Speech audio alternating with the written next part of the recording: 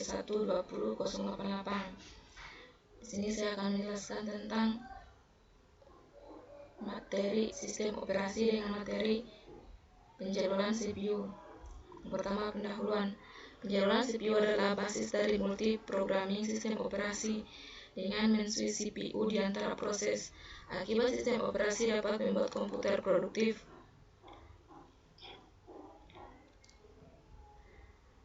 Penjadwalan CPU adalah suatu proses pengaturan atau penjadwalan proses-proses yang ada di dalam komputer. CPU scheduling sangat penting dalam membentuk performa sebuah komputer karena mengatur alokasi resource dalam CPU untuk menjalankan proses-proses di dalam komputer. CPU scheduling merupakan suatu konsep dasar dari multi-programming. Multi-programming adalah suatu proses menjalankan proses-proses di dalam komputer secara bersamaan, atau yang disebut paralel. Multi-programming dapat meningkatkan produktivitas dari sebuah komputer. Tujuan dari multi-programming adalah menjalankan banyak proses secara bersamaan untuk meningkatkan performance dari komputer. Poin kedua, siklus burst CPU MK. Keberhasilan dari penjadwalan CPU tergantung dari beberapa properti prosesor. Penyesuaian dari proses tersebut terdiri atas CPU, eksekusi dari MK wait. Proses hanya akan bolak-balik dari suatu state itu. Penyesuaian proses dimulai dengan CPU burst. Setelah itu diikuti oleh MK bus, kemudian CPU bus lagi, lalu MK bus lagi. Begitu seharusnya dilakukan secara bergiliran, dan CPU bus terakhir akan berakhir dengan permintaan sistem untuk mengakhiri penyesuaian daripada melalui MK bus lagi. Kejadian siklus burst akan dijelaskan pada gambar berikut. Seperti yang ditampilkan pada gambar, beginilah proses siklus burst.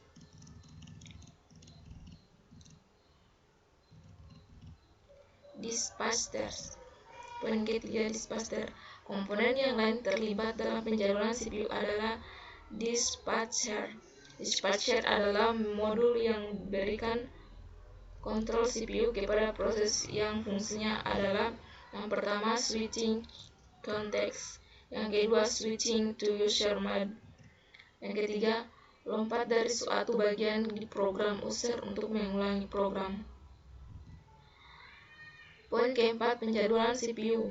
Keberhasilan dari suatu penjadwalan tergantung kepada proses dari proses yang telah diteliti. Berikut suatu proses mengandung suatu cycles atau siklus dari penyesuaian CPU dan MK.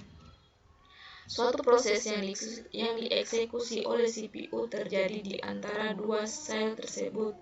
Suatu proses menyesuaikan akan dimulai dengan CPU bus, kemudian diikuti oleh MK bus, dan kembali ke MK bus seterusnya dalam dua siklus untuk mencapai selesai.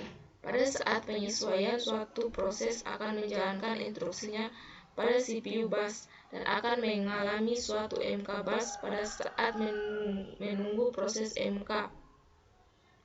Suatu proses dalam komputer akan pada umumnya berada di siklus tersebut, tapi hanya secara umum. Dapat saja pada suatu proses memiliki waktu CPU burst yang sangat lama, disebut dengan CPU bolt, contohnya aplikasi aritmatika. Kapan CPU terjadi idle? Sistem operasi harus memiliki salah satu untuk masuk ke dalam antrian ready untuk dieksekusi. Pemilihan tersebut dilakukan oleh penjadwalan short term. Penjadwalan pemilihan dari siklus proses yang ada di memori sudah siap dieksekusi dan mengelola CPU untuk menyesuaikannya. Penjadwalan CPU mungkin akan dijalankan ketika proses dalam keadaan pertama berubah dari running ke waiting state, berubah dari running ke ready state, 3 berubah dari waiting ke ready. Dan keempat, terminates.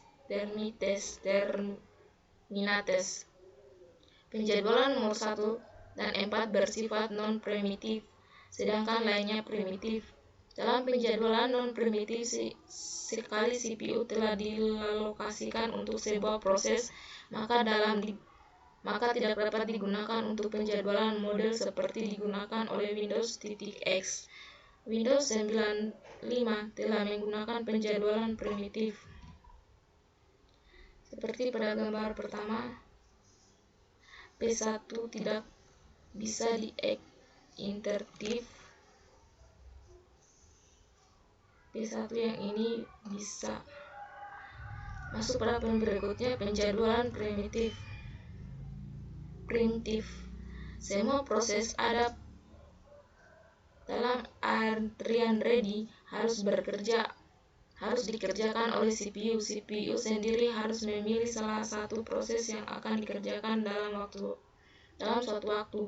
Pemilihan tersebut dilakukan oleh short term shared, dan proses yang dilakukan akan dieksekusi oleh CPU dalam suatu waktu. Kemudian masuk pada penjadwalan non-primitif. Penjadwalan non-primitif terjadi ketika proses yang pertama berjalan dari running state sampai waiting state, yang kedua dihentikan. Ini berarti CPU menjadi proses sampai proses ini berpindah ke waiting state ataupun dihentikan atau proses tidak diinterput. Metode ini digunakan untuk Microsoft Windows 3.1 dan Macintosh.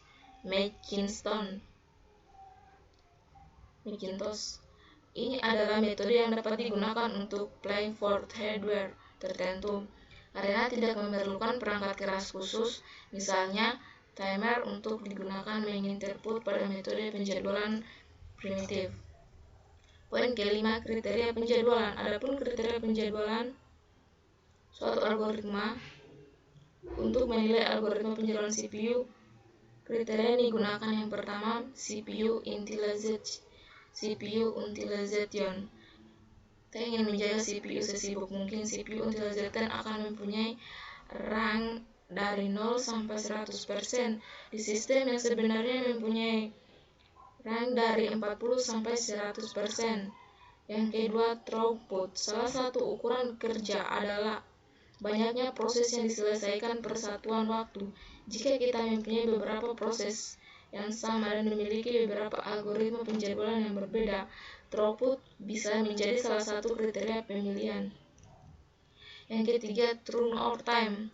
Dari sudut pandang proses tertentu, kriteria yang paling penting adalah berapa lama untuk menyesuaikan proses tersebut.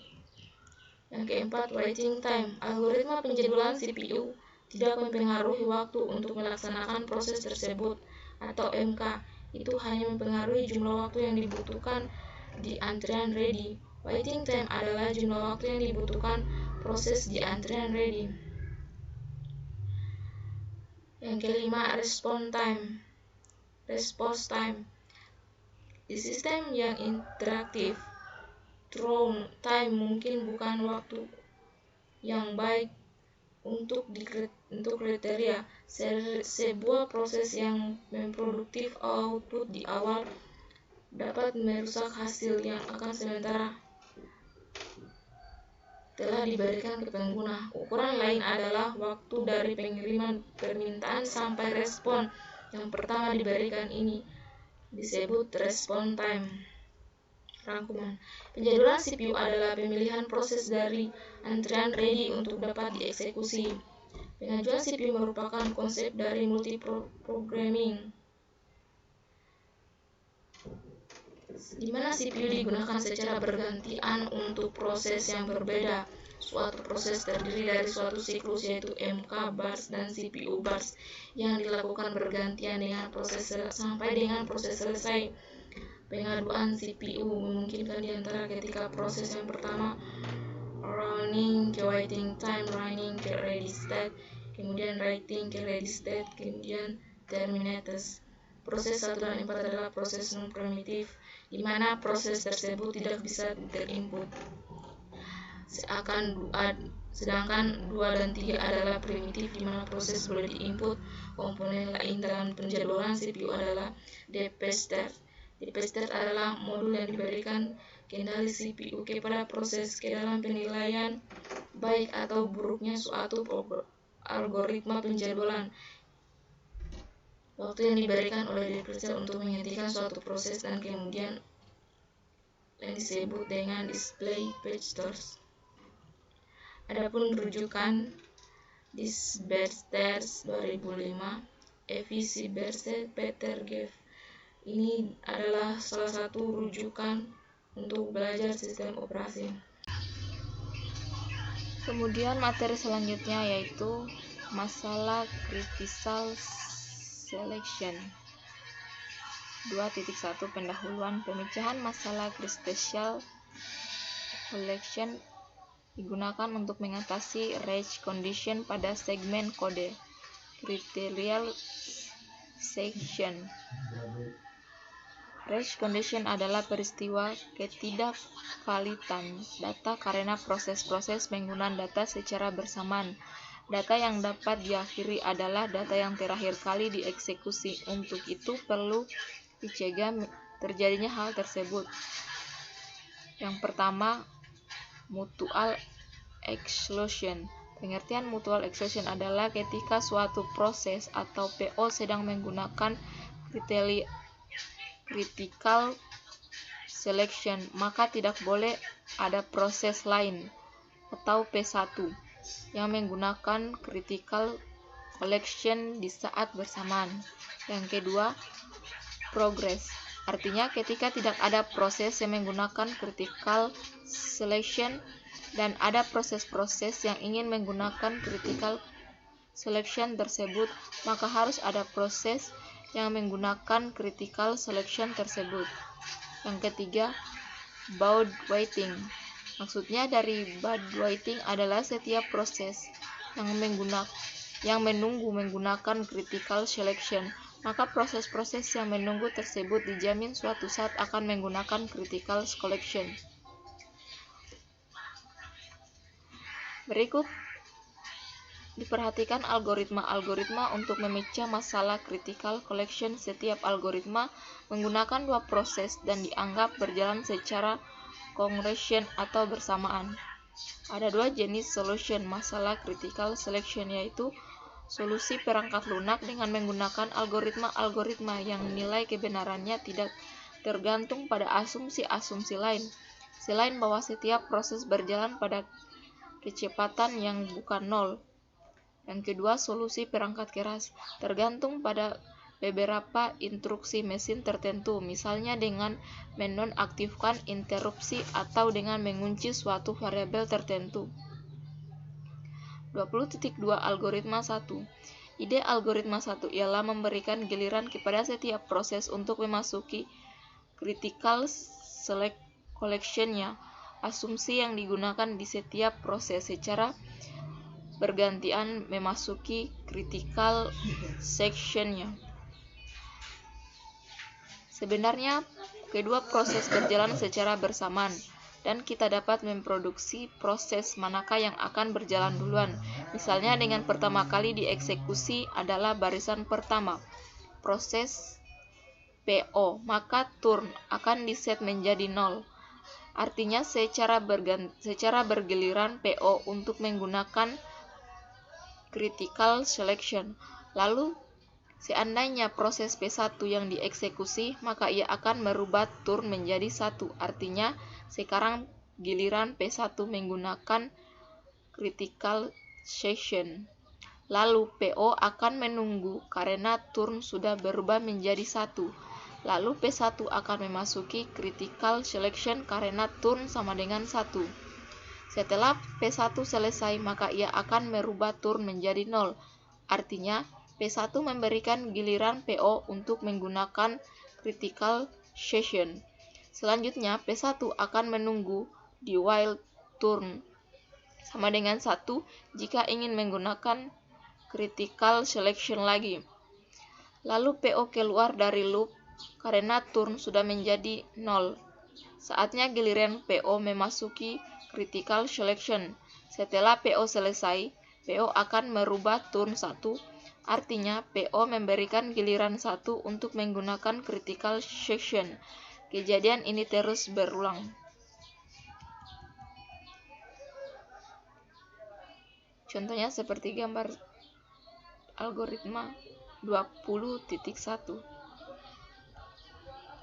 Algoritma 1 menggunakan yield yang menjaga supaya tren di kondisi runtime tetap, juga mengizinkan JVM untuk memiliki tren random lainnya. 20.3 Algoritma 2. Masalah yang terjadi pada algoritma 1 ialah ketika di entry session terdapat sebuah proses yang ingin masuk ke critical session, sementara di critical session sendiri tidak ada proses yang sedang berjalan, tetapi proses yang ada di entry setiap tadi tidak bisa masuk ke critical session. Hal ini terjadi karena giliran untuk memasuki critical session adalah giliran proses yang lain, sementara proses tersebut masih berada di remainder session. Contohnya seperti gambar 20.2 algoritma 2. Seperti ini. Untuk mengatasi masalah ini, maka dapat diatasi dengan merubah variabel turn pada algoritma pertama dengan variabel flag. Seperti pada algoritma kedua, pada algoritma ini digunakan boolean flag untuk melihat proses mana yang boleh masuk critical session. Proses yang butuh mengakses critical session akan memberikan nilai flag true, sedangkan proses yang tidak sedang membutuhkan critical session akan memberikan nilai flagnya bernilai false. Suatu proses akan menggunakan critical session jika tidak ada proses lain yang sedang membutuhkan critical session. Dengan kata lain, flag proses lainnya sedang bernilai false. Kemudian algoritma 3. Idenya berasal dari algoritma 1 dan 2. Algoritma 3 mengatasi kelemahan pada algoritma 1 dan 2, sehingga progres yang diperlukan untuk mengatasi kriteria section terpenuhi. Berikut ini kode dari algoritma. PO Sukan do flag 0 sama dengan true, turn sama dengan 1.2, while dalam kurung flag 1 dan turn tidak sama dengan 1. Seperti ini. Pertama-tama masukkan flag di set false, menandakan bahwa proses tersebut tidak ingin menggunakan critical session. Kemudian setiap ada proses yang menginginkan critical session, maka ia akan mengubah flag memberikan tanda bahwa ia butuh critical session. Lalu proses tersebut memberikan turn kepada lawannya. Jika lawannya menginginkan critical session dan turn adalah turn lawannya, maka ia akan menunggu. Misalnya proses-proses dieksekusi sesuai langkah-langkah berikut. Ketika proses PO menginginkan critical session, maka ia akan men-set flag 0 sama dengan true. Lalu P1 juga menginginkan critical session, maka ia akan men-set flag 1 sama dengan true. Selanjutnya PO memberikan turn pada P1 dalam kurung turn sama dengan 1. Lalu P1 juga memberikan turn pada PO atau turn sama dengan 0, sehingga PO dapat memasukkan critical session, sedangkan P1 menunggu PO selesai mengakses critical session, lalu PO memberikan flag 0 sama dengan false. P1 sekarang dapat memasuki critical session. Setelah selesai, P1 akan merubah flag 1 sama dengan false, sedangkan turn terakhir bernilai 0. Jika PO atau P1 selesai mengakses remember session dan menginginkan critical session, maka proses ini akan mirip seperti di atas. Tentunya yang lebih dulu memasuki critical session adalah yang lebih dulu memberikan turn, jika hanya ada satu proses yang ingin memasuki critical session. Maka ia dapat langsung masuk karena tidak perlu menunggu, karena flag lawannya bernilai false, tidak peduli berapapun nilai turnnya. Kemudian 20.5 algoritma tukang roti. Contohnya DO crossing dalam kurung I sama dengan true, remember I sama dengan max remember 0, remember number 1 number dalam kurung n tambah 1 tambah n titik koma. Ya seperti ini contohnya. Algoritma ini dapat digunakan untuk memecah masalah critical session untuk n buah proses yang diilustrasikan dengan n buah pelanggan. Ketika memasuki toko, setiap pelanggan menerima sebuah nomor. Sayangnya, algoritma tukang roti ini tidak dapat menjamin bahwa dua proses atau dua pelanggan tidak akan menerima nomor yang sama. Dalam kasus di mana dua proses menerima nomor yang sama, maka proses dengan nomor i terkecil akan dilayani lebih dulu. Jadi jika P1 dan PJ menerima nomor yang sama dan i lebih kecil J, maka PI dilayani terlebih dulu. Karena setiap nama proses adalah unit dan berunit, maka algoritma ini dapat digunakan untuk memecah masalah critical session untuk n buah proses. Struktur data umum algoritma adalah boolean cosine n.2 dan int number n.2. Awalnya struktur data ini diinstruksikan masing-masing ke false dan O untuk menggunakan notasi berikut. Kemudian rangkuman solusi dari critical session harus memenuhi 3 syarat, yaitu mutual exclusion, yang kedua terjadi kemajuan atau progres, dan ketiga ada batas waktu tunggu atau bound waiting. Solusi dari critical selection dibagi menjadi dua, yaitu solusi perangkat lunak dan solusi perangkat keras. Solusi dengan perangkat lunak yaitu dengan menggunakan algoritma 1, algoritma 2, dan algoritma 3. Seperti yang telah dijelaskan dari ketiga algoritma ini, hanya algoritma 3 yang memenuhi ketiga syarat solusi.